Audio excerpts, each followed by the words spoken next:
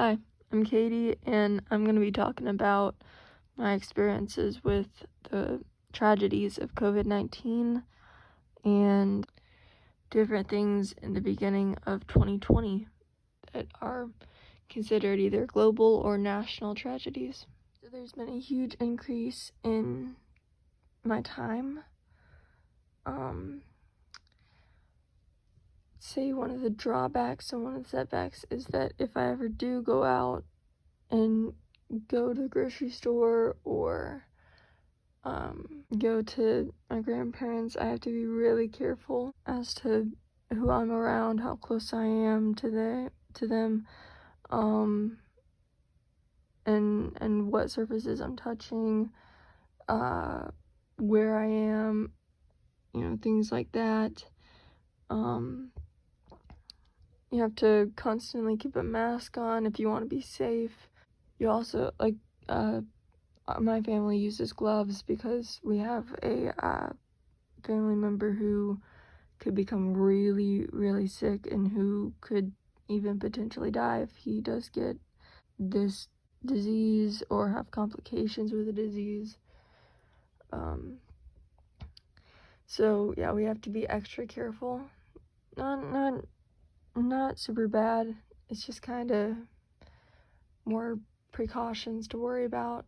And since I'm already a natural introvert, it's not that hard being away from a whole lot of people. Plus, it just kind of feels like the summer all over again, like spending time with my family.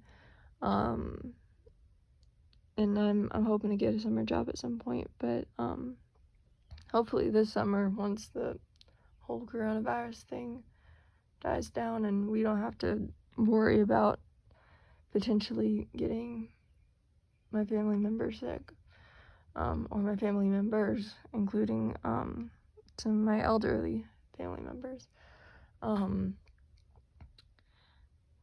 But yeah, so it's not the end of the world for us at least, and my parents both still have jobs, so that is a huge blessing.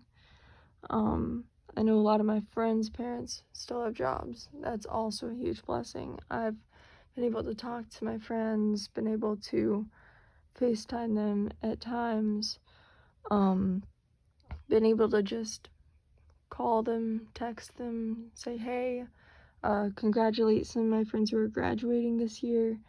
I really wish that I could have been there, but I didn't want to risk it because there were so many seniors there, and even though they weren't, so far as I know, getting out of their cars, I didn't want to risk it, just because all it takes is one little mistake or one mishap or one missed precaution and I could get sick, and my family members who are susceptible could get sick, and it could be really, really bad, really quick. Anyways, this is what I recall of the first few months of 2020 as well. 2020 started off with, if I recall correctly, there were already Australian bushfires. Within a few months of 2019 ending and 2020 beginning. I think they kind of died out sometime around February, which is good. I could be wrong on that, but as far as I remember, they sort of ended around February.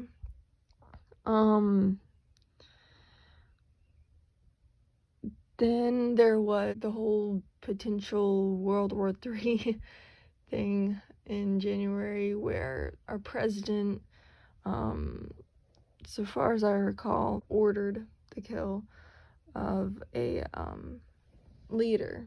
I can't recall which country, which is horrible to say, but a lot's happened since then. I remember checking the news daily to see what was going on, to catch up on what was going on with the coronavirus in China. I remember turning to a couple of my friends whenever I had just recently checked a news station on the coronavirus that was reporting on the fact that they had quarantined an entire city. And I remember turning to one of my friends and saying, man, can you imagine being one of those people who need medical services, and yet because there's so many people also needing those same medical services and resources that you couldn't get when you were just like one out of I don't know how many. They were like, man, that would suck. And I'm like, yeah. And now we're actually in the quarantine. Obviously not the exact same one because it's not militarily enforced or governmentally enforced. It's just kind of like, well, enforced as in like there are armed guards keeping you out of, like, either inside of the city or outside of the city, or keeping a specific population within a certain boundary, like they did in Wuhan. If I pronounced that correctly, I'm so sorry if I didn't.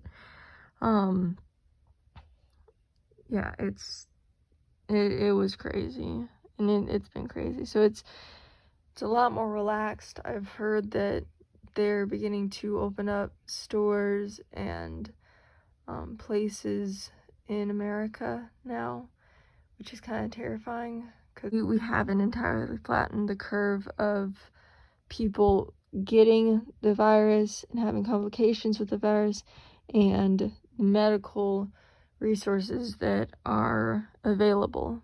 So and so far as I know, they're calling for a second round of infections with the coronavirus, which is also pretty terrifying. Because it's like, if we open everything back up and there's a second wave and we have to go back into quarantine, it's even worse because now more people have been infected. This is me recalling things that have been happening in the past few months, and we're still currently in quarantine. It's been a tragedy for those who have lost people and lost their lives all around the world. I know mostly what's been going on in China and what's been going on in America and in Europe, mostly because of the coverage on news stations, different things like that. But yeah, life is different now. It's not horrible, but it's just different.